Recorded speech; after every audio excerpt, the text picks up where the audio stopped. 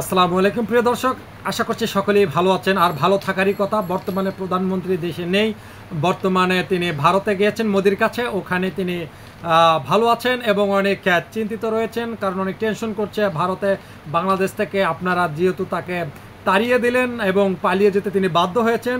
শেখ হাসিনা পালিয়ে আওয়ামী লীগকে ধ্বংস করে গেলেন। দর্শক, এখানে একটা রিপোর্ট বা একটা তথ্য উঠে এসেছে আপনার হচ্ছে বিবিসি নিউজ এবং প্রথম আলোতে। শেখ হাসিনা দেশ থেকে পালিয়ে যাওয়ার আগে আওয়ামী লীগকে প্রতিটি নেতাকে ধ্বংস করে রেখে গেলেন এবং বাংলাদেশকেও তিনি ধ্বংস করে চলে গেলেন এবং যত জনগণ আছে সবাইকে তিনি ধ্বংস করে তারপরে বিদেশে চলে গেলেন। তিনি তো তার মোটা অঙ্কের টাকা পাহাড় জমিয়েছে বিদেশে, সেই টাকা যদি সারা বছর বসেও খায় তাও কিন্তু ওড়াবে না। অবশেষে তিনি আওয়ামী লীগের নেতাকর্মীদেরকে একেবারেই নিচ্ছিন্ন করে গেলেন। দর্শক, একটা বিস্তারিত রিপোর্ট তুলে ধরছে আপনাদের সাথে এই মুহূর্তে। দেশে আজকে যা ঘটলো এটা হওয়ার কথা ছিল না। আবার গণ অভ্যুত্থান কখনো ঠেকানো যায় না। যখন জনগণ জাগে তখন কেউ ঠেকাতে পারবে না, কারণ সকল ক্ষমতার উৎস হচ্ছে জনগণ। শিক্ষার্থীদের কোটা সংস্কার আন্দোলন সহজে সমাধান করা যেত, কিন্তু প্রধানমন্ত্রী শেখ হাসিনা জেদের কারণে এত মানুষ মারা গেল। দর্শক, প্রধানমন্ত্রী যদি কুরুচিপূর্ণ একটা বক্তব্য না দিতেন তাহলে এতগুলো আওয়ামী লীগ মারা যেত না, জনগণ মারা যেত না, তিনিও দেশ থেকে পালাতেন না। কোটা সংস্কার আন্দোলন শিক্ষার্থীরা চেয়েছিলেন। 71 সালে দেশ স্বাধীন হয়েছে, 71 থেকে 2024 পর্যন্ত 55 বছর থাকে। কারো কি চাকরির বয়স এখানে থাকার কথা? থাকার কথা না। প্রধানমন্ত্রী একজন দেশের সরকার, তাহলে তিনি কি বোঝে? তিনি কি বোঝে? আর এটা না বোঝার কারণে দেশ থেকে পদত্যাগ করে পালিয়ে যেতে হলো ভারতে। তার সম্মান কি থাকলো? নিজে থেকে যদি আগে থেকে পদত্যাগ করতো তার সম্মানটা থাকতো। তারপরে কি বলছেন গণমাধ্যমে প্রাণহানির যে চিত্র উঠে এসেছে, বাস্তবে সংখ্যা আরও অনেক বেশি হতে পারে। এটা যে সরকারি হিসাব তাতে 300 থেকে 350 হিসাব দেওয়া হয়েছে, কিন্তু সেটা আরও ছাড়িয়ে যেতে পারে। আরও কত মরদেহ কোথায় পড়ে আছে, কোথায় যে গুম করে রাখা হয়েছে, কোথায় যে আপনার ঢাকনির নিচে বা পায়খানাতে রাখা হয়েছে সেটা কেউ জানে না। কত জনগণ আছে পানির নিচে ডুবে বা হচ্ছে ক্যানেলের ভিতরে, কতগুলো নিরহ মানুষের প্রাণ ঝরে নিয়েছে। তিনি তো চলেই গেলেন, কিন্তু এখন এর জবাবটা কে দেবে? প্রধানমন্ত্রীর যে বিচার হওয়ার কথা, দেশের যে একটা বিচার করবে আইন আছে, আইন সবার জন্য সমান।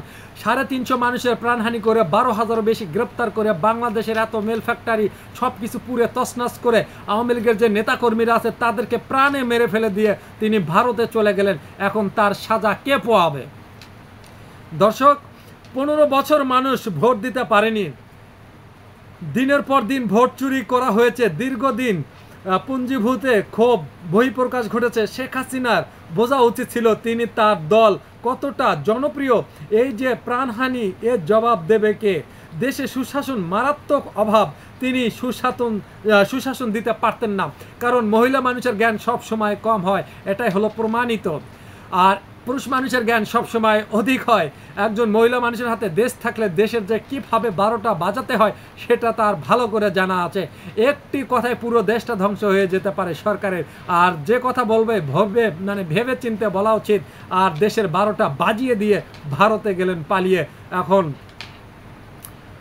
তারপরে বলছেন কোটা সংস্কার আন্দোলনকে কেন্দ্র করে শিক্ষার্থীর ওপর হাজার হাজার গুলি ছুঁড়েছে, আবার হেলিকপ্টার থেকেও গুলি করেছে। পুলিশ নির্বিচারে অনেক মানুষকে চোখে গুলি করেছে, মাথায় গুলি করেছে, বুকে গুলি করেছে। পাখির মতো তাদেরকে হত্যা করা হয়েছে। কোটা সংস্কার আন্দোলনকে কেন্দ্র করে শিক্ষার্থীর ওপর হাজার হাজার যে গুলি ছুঁড়েছে, এর আগে আরও সবাই এইচ.এম. এরশাদকে স্বৈরাচারী বলেছিল। তখন মাত্র 6 জন মানুষ মারা যাওয়ায় তাকে স্বৈরা শাসক বলেছিল জনগণ।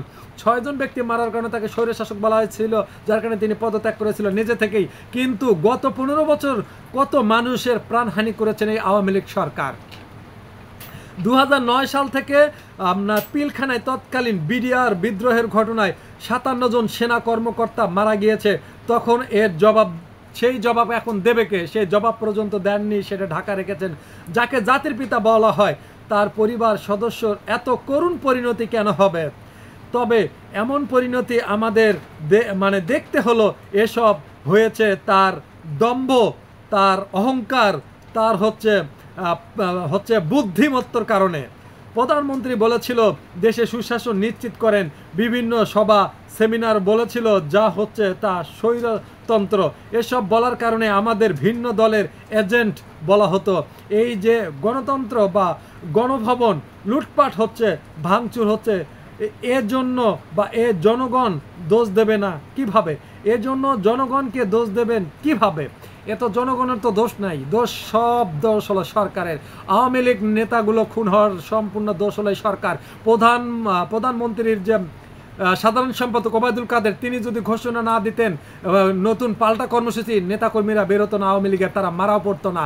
এই আওয়ামী লীগের সভাপতি, সাধারণ সম্পাদক ওবায়দুল কাদের, ওর কারণে আজকে বাংলাদেশে আওয়ামী লীগের নেতাকর্মীকে দুনিয়া থেকে বিদায় করে দিল জনগণ।